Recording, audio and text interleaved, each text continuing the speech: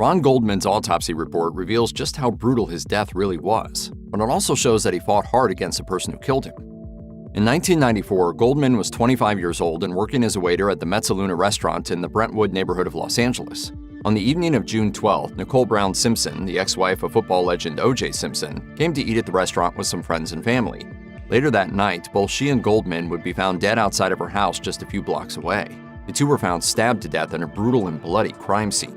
Nicole's ex-husband O.J. was charged with their murders and put on trial. He was famously acquitted on October 3, 1995, after a lengthy trial that became the media event of the year. After the verdict, Ron's father, Fred Goldman, said, "I deeply believe that this country lost today. Justice was not served." Some observers at the time theorized that Nicole Brown Simpson and Ron Goldman were in a romantic relationship, but all that was ever confirmed was that the two had become friends over the previous few months. According to the Associated Press, he was at Nicole's house because he volunteered to return a pair of glasses she left behind at the restaurant. Investigators concluded that Goldman's death was sadly collateral damage. There was no question about the method by which Nicole and Goldman were killed. They had clearly been stabbed, but an autopsy report revealed quite a few details the public didn't previously know.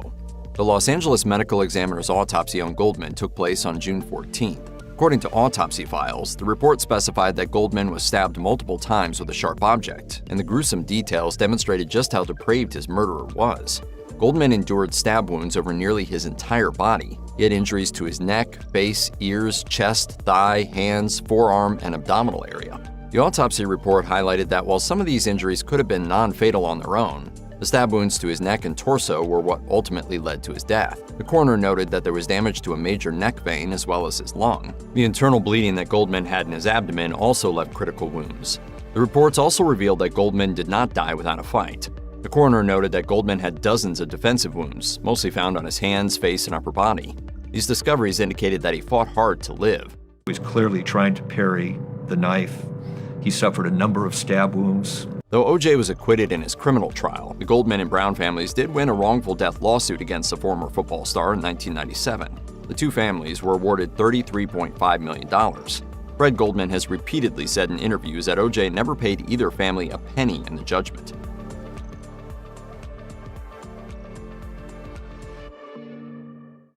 O.J.'s trial of the century shocked the nation, particularly when it came to the gruesome details of Nicole Brown Simpson's death. According to the autopsy report, her last moments were horrifying. When O.J. Simpson died at age 76, it wasn't his 11 seasons in the NFL or his performances in the Naked Gun films that were foremost in many people's minds. Any legacy he left behind will forever be tainted by the grisly 1994 murders of his ex-wife Nicole Brown Simpson and her friend Ron Goldman. After learning that he was the prime suspect in the case, O.J. sat down in his friend Al Cowling's white Ford Bronco, and the two led police on a low-speed chase that lives on in pop culture infamy. They're going south through Orange County, but nobody is pulling this car over.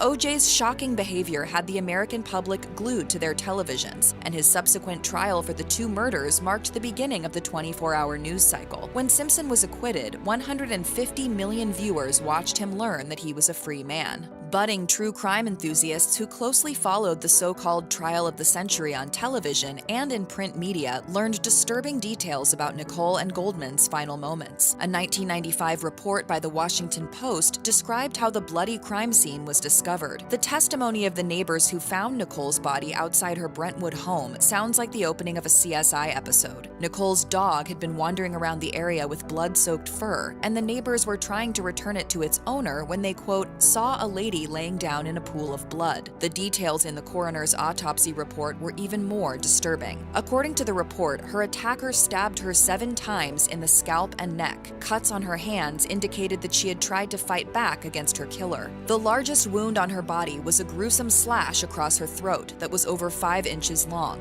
The cut severed the carotid arteries on both sides of her neck as well as her jugular veins. It was so deep that the knife left a mark on one of her vertebrae. Nicole was also stabbed 4 times on the left side of the neck. During O.J.'s trial, medical examiner Dr. Lakshmanan Satyavagiswaran detailed how Nicole's face was smashed into a wall when she was attacked. She ended up face down on the ground, and her killer likely delivered the fatal neck wound by grabbing her hair and slashing her throat. He said, "She was alive at least a minute or more before the last wound was inflicted." He revealed that Brown likely died in a matter of minutes afterward. According to the New York Times, Detective Tom Lang testified that the assailant likely killed Brown before murdering Ron Goldman, citing the lack of blood from the crime scene on the bottoms of her feet. Both victims were killed in a similar manner, slashing and stabbing wounds. O.J.'s history of abusive behavior was also brought to light during the trial. In 1989, Simpson was arrested and charged with spousal abuse after police were called to the home that he and Nicole shared at the time. The jury heard how a frantic Nicole told police that she was afraid he would kill her. When they arrived at the scene, Simpson had badly beaten Nicole, leaving her with a black eye, a cut on her lip, and other facial injuries. It wasn't the first time Nicole had called the cops on her husband. Okay, just stay on the line. I don't want to stay on the line. He's going to beat the shit out of me. Nicole and Simpson's 2 children, Sydney and Justin, had been sound asleep when their mother was brutally murdered outside their home. According to CNN, one of the last things Nicole did with her kids before her tragic death was take them out for dinner and ice cream. If you or someone you know is dealing with domestic abuse, you can call the National Domestic Violence Hotline at 1-800-799-7233.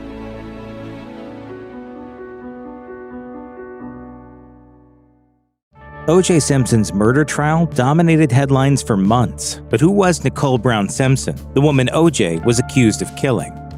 There's nothing quite like the love of a dog, and on that June night in 1994, it was the melancholy howling of Nicole Brown Simpson's dog that first alerted neighbors to the fact that something terribly wrong had happened. Neighbors all heard the dog, reported the Associated Press. Stephen Schwab took a break to walk his own dog when he came across the white Akita and saw that the dog was splattered with blood. Schwab's neighbor, also summoned by the dog's wails, decided to take the dog and walk it back in the direction it had come from.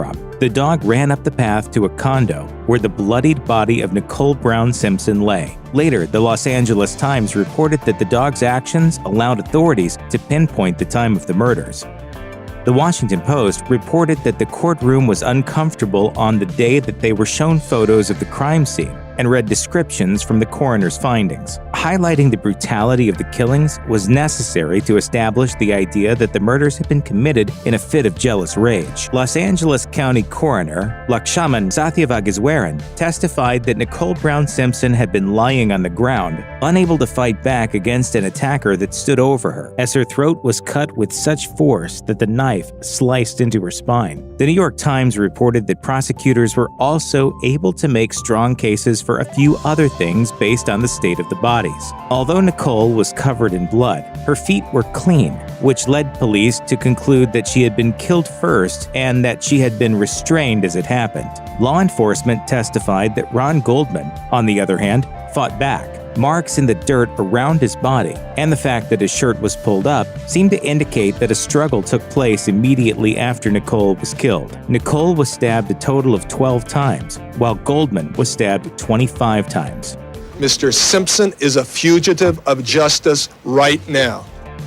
According to the Associated Press's timeline of Nicole Brown Simpson's murder and the following court case, the night started with her daughter's dance recital. Her children, Sydney and Justin, were just 8 and 5 years old when she was killed at their home. Had their dog not alerted neighbors and dragged them to the crime scene, it's entirely possible they would have discovered the bodies of their mother and Goldman. Penn Live says that when law enforcement first responded to the call from neighbors, they found a tranquil scene inside the home. She had drawn a bath and made a bowl of ice cream, and the television was on. Her children were sound asleep in their respective bedrooms, unaware of what had happened just outside their doorstep. Nicole's family has spoken about the struggle to protect the children from the media circus that followed, and their attempts at helping them live as normal a life as possible. Regardless of whether one thinks O.J. Simpson was guilty or innocent, there's no denying that Nicole Brown Simpson's murder brought a chilling history to light. During O.J.'s trial, prosecutors pointed to an incident that happened on January 1, 1989. When police arrived at the Simpson home, Nicole had injuries so extensive that she was taken to the hospital for treatment. The official police report quoted her as saying, "He's going to kill me. He's going to kill me." According to the New York Times, it was the 9th time officers had responded to domestic violence-related calls at the home. 4 months after the call, O.J. was sentenced to 2 years probation, 120 hours of community service, a $200 fine, and a court-ordered $500 donation to a women's shelter. Officers recounted Nicole as saying, "You never do anything about him. You talk to him and then you leave. I want him arrested. I want him out so I can get my kids." When questions were raised about whether or not O.J. had gotten preferential treatment because of his fame, Lucy Friedman of New York City's Victim Services said that jail sentences for domestic battery were rare, saying, "It's still not considered as serious a crime as battering on the street." Finally, in 1992, Nicole woke up to the reality of her situation.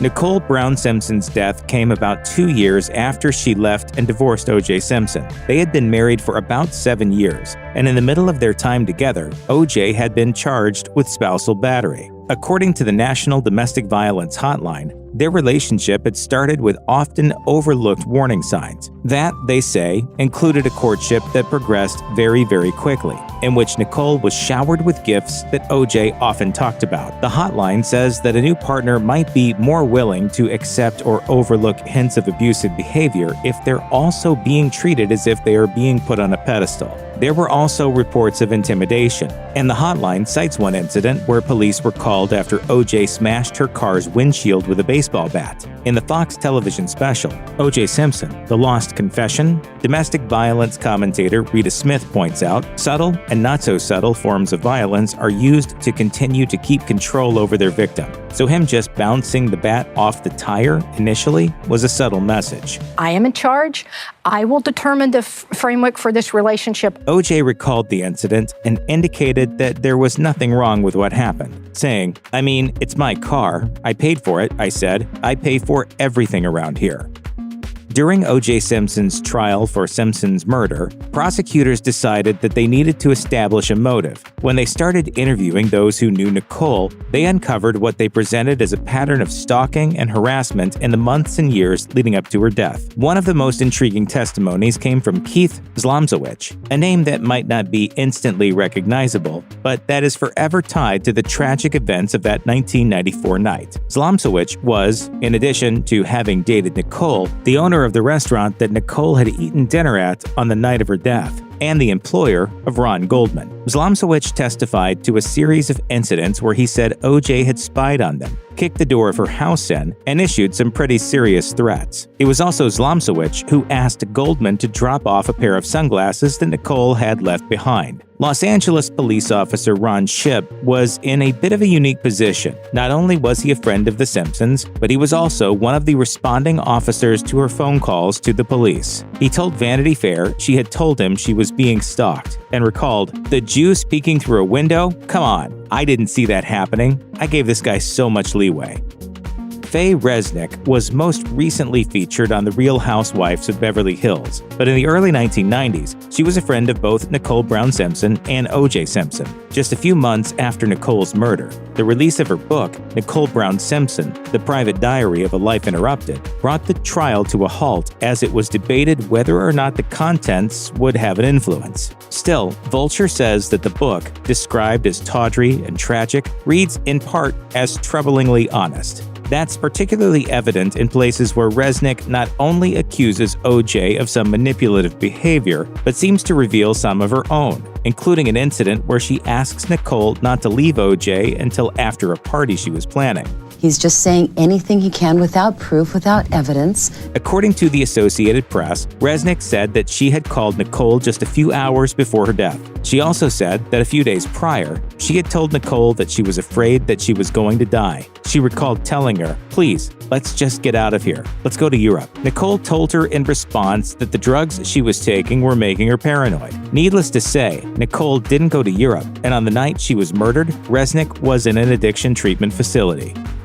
The year 2020 was the 25th anniversary of the verdict in O.J. Simpson's criminal trial. On that occasion, Investigation Discovery aired O.J. and Nicole, An American Tragedy, with one of the major reveals of the show being Nicole's diaries. Her sister, Tanya Brown, was quoted as saying, "Maybe she knew this was her destiny, and maybe subconsciously she knew something was going to happen. Maybe that's why she kept real detailed diary entries." The diaries, it was revealed, were discovered in a safe deposit box along with photos of her injuries. The first entry went all the way back to 1978, and she wrote, "First time he beat me up, threw me on the floor, hit me, kicked me. We went to the hotel where he continued to beat me for hours and I continued crawling for the door." She also wrote about other incidents that sent her to the hospital, and she detailed pretending that she was in an accident of one sort or another. In another entry, she wrote that he had pulled a gun on her and demanded she have an abortion. The diaries weren't allowed to be entered as evidence during the murder trial, as it was ruled they were hearsay and not admissible. Subconsciously, she knew something was going to happen.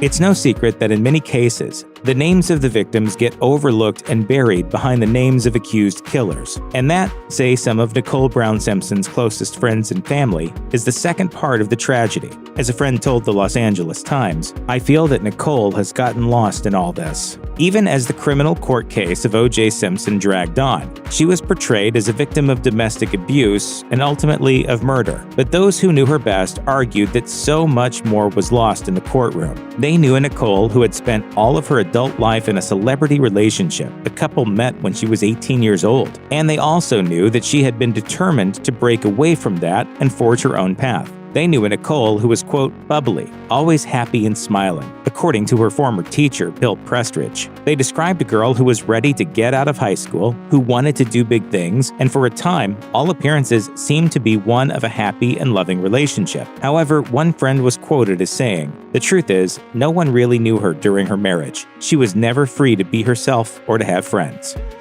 While no killer ever served jail time for the murders of Nicole Brown Simpson and Ron Goldman, something else did happen. It put domestic violence on the nation's radar as an issue that wasn't just something that lurked behind closed doors anymore. The statistics from a 2018 Violence Policy Center report were pretty staggering. It's estimated that 1 in 4 women will be victims of domestic violence. The numbers were just as shocking for men, with 1 in 9 also being victims. Nicole Brown Simpson's death, and ultimately her letters, diaries, and photographs, opened up a conversation about domestic violence. In some cases, it was in the context of Nicole's death that people heard the term domestic violence for the first time. That's true for Katie Ray Jones, who went on to become the CEO of the National Domestic Violence Hotline. On the heels of the trial came the Violence Against Women Act, and Ray Jones described the case as, quote, exposure into this world of abuse, specifically physical abuse and emotional abuse, and that controlling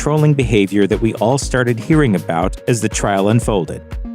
If you or someone you know is dealing with domestic abuse, you can call the National Domestic Violence Hotline at 1-800-799-7233. You can also find more information, resources, and support at their website.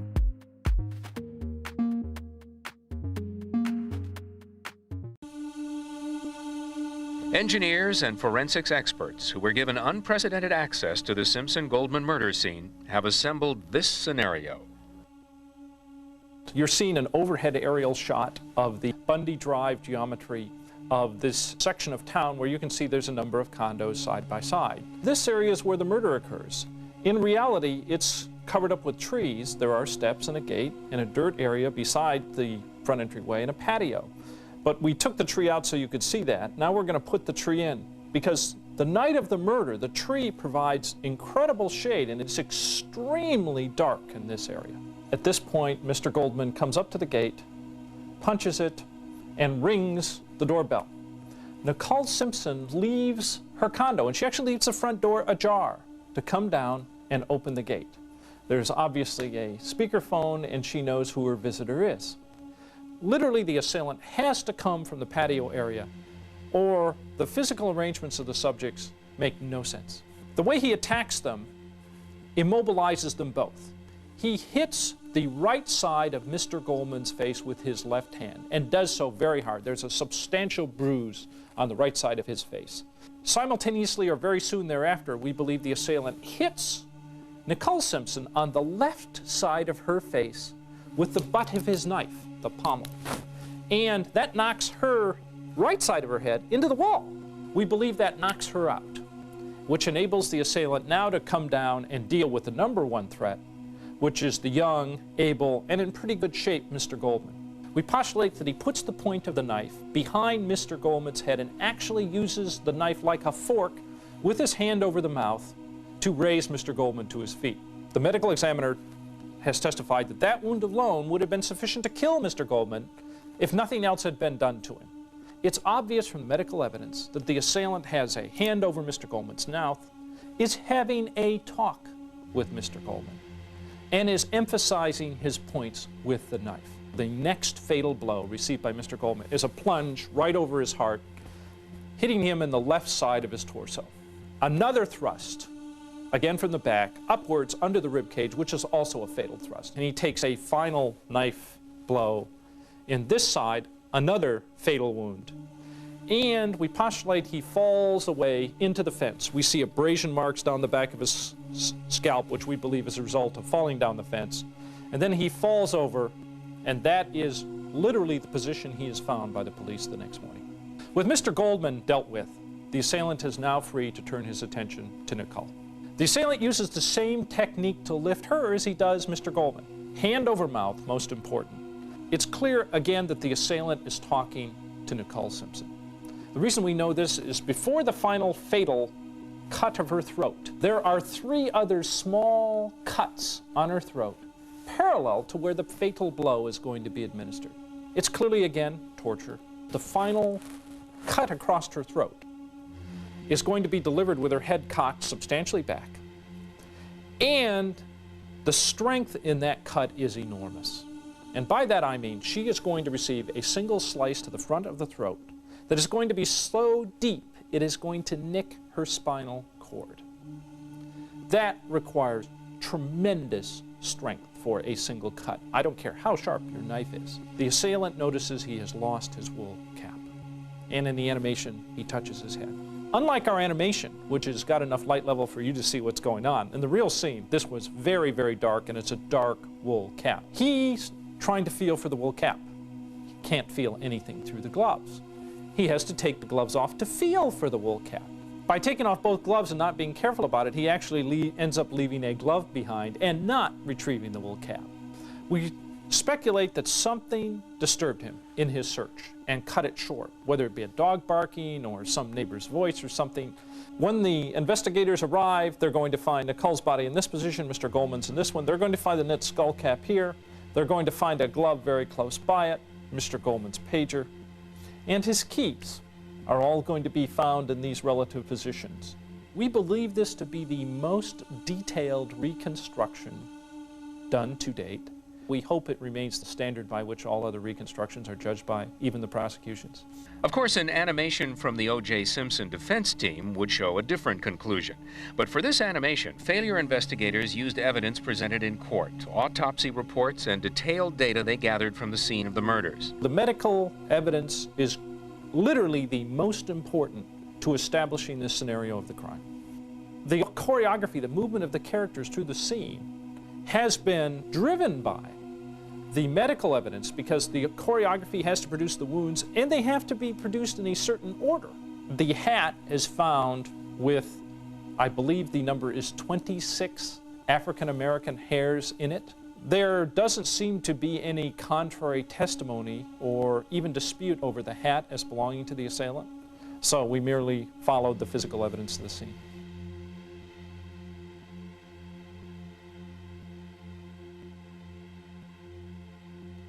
Nicole Brown Simpson kept a detailed diary during her marriage to O.J. Simpson, and the graphic descriptions of her alleged treatment at the hands of O.J. are not for the faint of heart. Although it's been almost 30 years since the trial of the century, people still talk about the case and debate if O.J. committed the murders. But whether the glove fit or not, one thing's for certain. There's no shortage of allegations that O.J. and Nicole's marriage was, at times, a nightmare. Just about every narrative surrounding the case tells the disturbing story of a beloved football icon and public figure being abusive toward his wife behind closed doors. And on October 5, 2020, the investigation discovery documentary O.J. and Nicole, An American Tragedy, explored these narratives for the 25th anniversary of Simpson's acquittal. The The film featured Nicole Brown Simpson's many diary entries where she accused the running back of verbal, emotional, and especially physical abuse throughout the 15 years they were together, and even after they divorced in 1992. O.J. was still married to his first wife, Marguerite Whitley, when he met Nicole Brown, then an 18-year-old waitress at a Beverly Hills nightclub in 1977. For the Baltimore Sun, there were warning signs early on that Simpson was a controlling partner.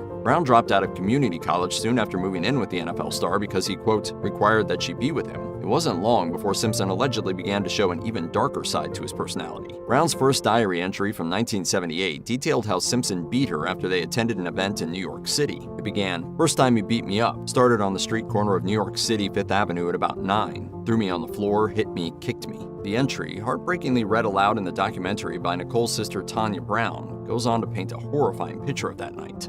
We went to the hotel where he continued to beat me for hours as I kept crawling for the door.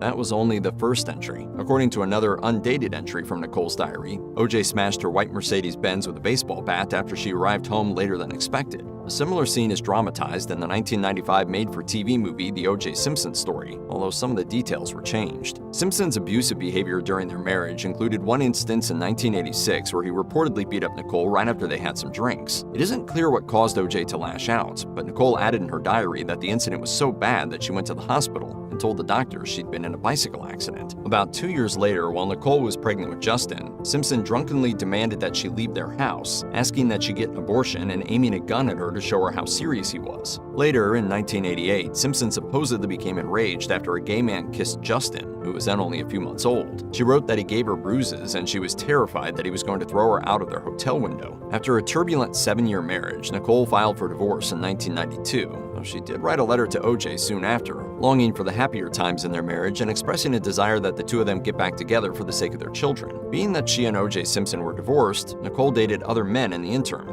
But this didn't sit well with Simpson, who on October 25, 1993, supposedly screamed insults at her in a jealous rage while she was calling 911. Just stay on the line. I don't want to stay on the line. You're going to beat the shit. Wait a minute. In a diary entry written around May 1994, Nicole lamented how hard it was for her and Simpson to come up with a proper visitation schedule with their kids. She wrote, "We've officially split. I've told O.J. we're going back to every other weekend. I need the rest. O.J. has gone so much. He needs the alone time with them till he leaves again. He's been gone the last 4 weekends, so I've asked if we can start with him this weekend." Nicole and Ron Goldman were murdered about 1 month after she wrote that entry. If you or someone you know is dealing with domestic abuse, you can call the National Domestic Violence Hotline at 1-800-799-7233. You can also find more information, resources, and support at their website.